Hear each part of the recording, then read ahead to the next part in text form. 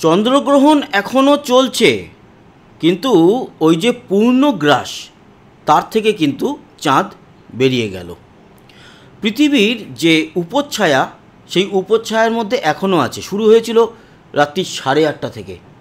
আর পূর্ণগ্রাস মানে একেবারে আমরা, উপচ্ছায়া হচ্ছে পেনামরা আর আমরা হচ্ছে ছায়া।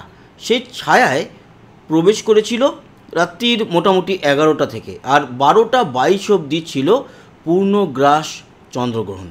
সেই চন্দ্রগ্রহণ একেবারে এনজয় করলো পুরো এশিয়া, বিশেষ করে দক্ষিণ এশিয়া। আর সবথেকে ভালোভাবে দেখা গেল আমাদের ভারত থেকে এবং বাংলাদেশ থেকে, পাকিস্তান, শ্রীলঙ্কা, মালদ্বীপ, মায়ানমার, এছাড়া ওমান, ইয়েমেন, এই সমস্ত জায়গা থেকে অসাধারণ একটি গ্রহণ কিন্তু আজ আমরা চাক্ষুষ করতে পারলাম। আপনারাও তার কিছু দৃশ্য দেখুন। এই যে 11টা নাগাদ প্রথমে তো উপচ্ছায়া শুরু হয়ে গিয়েছিল, তখন হালকা করে চাঁদের উপরে একটা ছায়া তৈরি হচ্ছিল।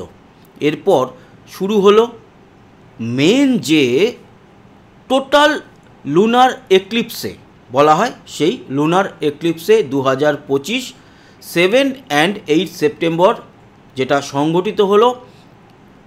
পৃথিবী, চাঁদ এবং সূর্য এক সরল রেখায় এলো এবং সেই গ্রহণ আমরা আপনাদেরকে রেকর্ডিং করে দেখাচ্ছি। এই সময়টা ছিল হচ্ছে গিয়ে একেবারে পুরো আমরা মানে আমরা নই, ওই আমরা বলা হয় যেটা ছায়া, পৃথিবীর প্রকৃত ছায়া, সেই ছায়ার মধ্যে প্রবেশ করে যাওয়ার দৃশ্য। এবং এই গ্রহণ সত্যিকারেরই মহাজাগতিক, আপনারা সেটা উপলব্ধি করতে পারছেন।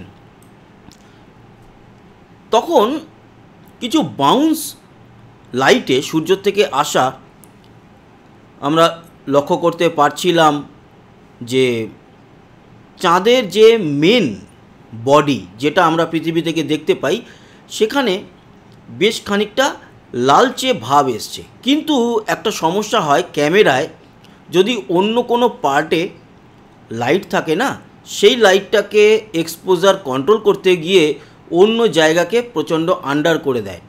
খালি চোখে যেটা দেখা যায় সেটা কিন্তু ক্যামেরাতে বেশ খানিকটা অসুবিধার মধ্যে পড়তে হয়। যারা আমরা ক্যামেরা করি, আপনারা যারা ক্যামেরা নিয়ে ঘাটাঘাটি করেন তারা জানেন। দেখুন, যখন পুরোপুরি বেরিয়ে গেল এই আলো, সেই সময় আমরা কিন্তু চাঁদকে পুরোপুরি একেবারে লালচেভাবে ঢিমে আছে, যেটা বলছিলাম দুপুরের ভিডিওতে, সেরকম দেখতে পাচ্ছিলাম। ক্যামেরাতে বেশ কিছু সময় এই ধরনের সমস্যা হয়, বাট আজকের এই গ্রহণটা ছিল অসাধারণ একটি গ্রহণ। এবং এইটা ওয়াইট করার পর ধরা পড়েছে এই দৃশ্যটা, এবং দেখতে পাচ্ছেন যে লালচে ভাব যেটা খালি চোখে আমরা দেখতে পাচ্ছিলাম, মোটামুটি সেটা ধরা পড়েছে।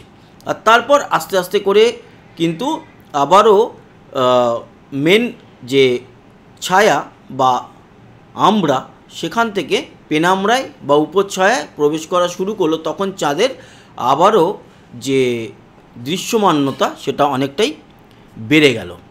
তো এই ছিল ওভারঅল গ্রহণ। আগামী 21শে সেপ্টেম্বর আবারও সূর্যগ্রহণ হতে চলেছে, সেটা নিয়ে পরবর্তী আসব। আজকের গ্রহণটা আপনারা নিশ্চয়ই উপভোগ করেছেন, এটা আমি বলতেই পারি। তার কারণ হচ্ছে যে যেরকমভাবে সাধারণ মানুষের একটা উচ্ছলতা দেখা গেছে এই গ্রহণটা নিয়ে, সেটা নিয়ে আমাদেরও ভালো লেগেছে যে মানুষ এই মহাজাগতিক দৃশ্যগুলোকে চাক্ষুষ করুক, জানুক এই ব্যাপারে। অনেকেই জানেন, অনেকে এই ব্যাপারগুলোকে কুসংস্কার হিসাবে ধরেন, খাওয়া দাওয়া হ্যান ত্যান থেকে শুরু করে অনেক কিছু মেনটেন করার চেষ্টা করেন। সেগুলো যে যার মানার মানুন, অসুবিধা নেই, বাট এটা পুরোটাই একটি প্রকৃতির ব্যাপার।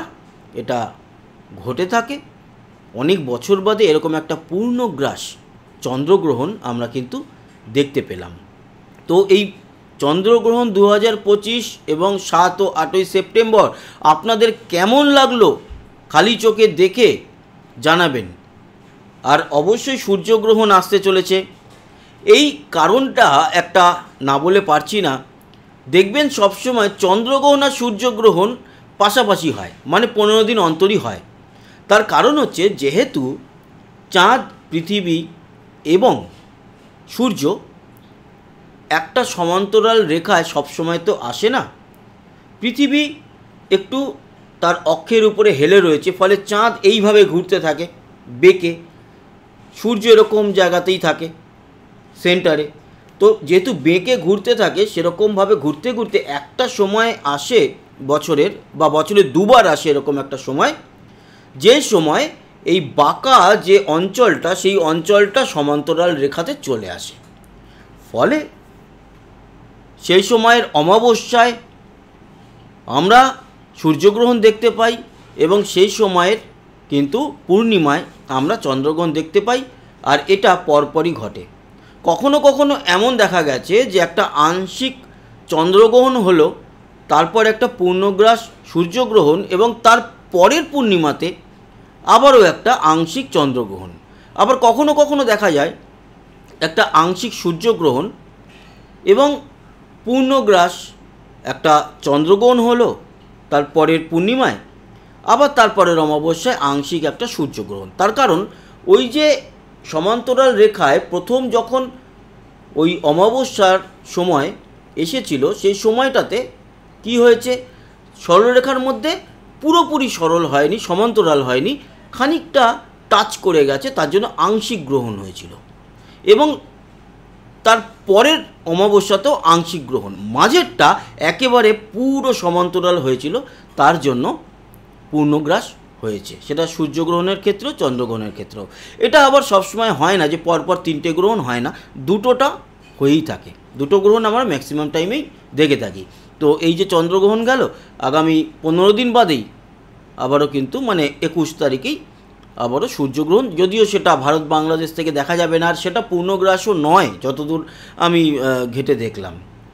তো আজকের এই গ্রহণ বা গ্রহণের দৃশ্য আপনারা এনজয় করেছেন, আশা করি এই দৃশ্য আপনাদের ভালো লেগেছে।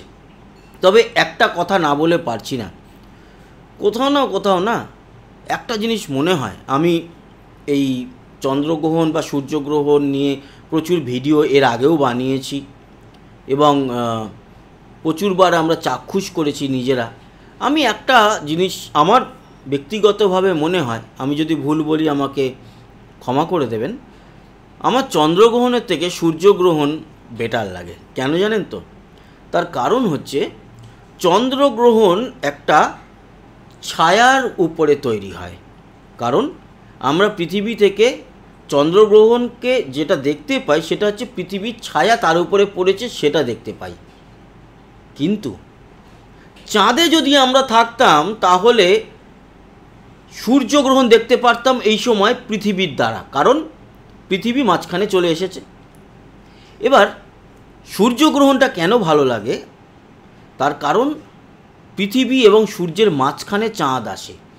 একটি উপগ্রহ সে গ্রহণ ঘটাচ্ছে, সে মাঝখানে এসে একেবারে সূর্যকে ঢেকে দিচ্ছে, আবার তারপর আস্তে আস্তে বেরোচ্ছে। এটা কোনো ছায়া নয়, ওটা একটা পুরো চাঁদ নিজের দ্বারা গ্রহণটা করছে, সেটা আমরা পৃথিবী থেকে দেখছি। ওটা অনেক বেটার লাগে দেখতে। আর এটা ছিল এই চন্দ্রগ্রহণ, সেটা ছায়ার উপরে ভিত্তি করে, আর ওটা চাঁদের শরীরের উপরে ভিত্তি করে সূর্যগ্রহণ হয়। তার জন্য আমার বরাবরই সূর্যগ্রহণটা ভালো লাগে। যদিও এই মুহূর্তে বা মানে আগামী বেশ কয়েক বছরের মধ্যে 2027-এ একটি সূর্যগ্রহণ ছাড়া বাকি কিন্তু আমরা আপাতত কোনো সূর্যগ্রহণ দেখতে পাচ্ছি না। সেটা আমাদের ব্যাড লাক। বাট আগামী 2031 সালে একটা পূর্ণগ্রাস সূর্যগ্রহণ সম্ভবত আমরা দেখতে পাবো। এই নিয়ে আগামী দিনে একটা ভিডিও বানাবোও আমি। তো তার জন্য আমাদের সঙ্গে জুড়ে থাকতে হবে। ভালো থাকবেন, সুস্থ থাকবেন, আবার দেখা হবে। আর কমেন্টস করতে ভুলবেন না। ধন্যবাদ।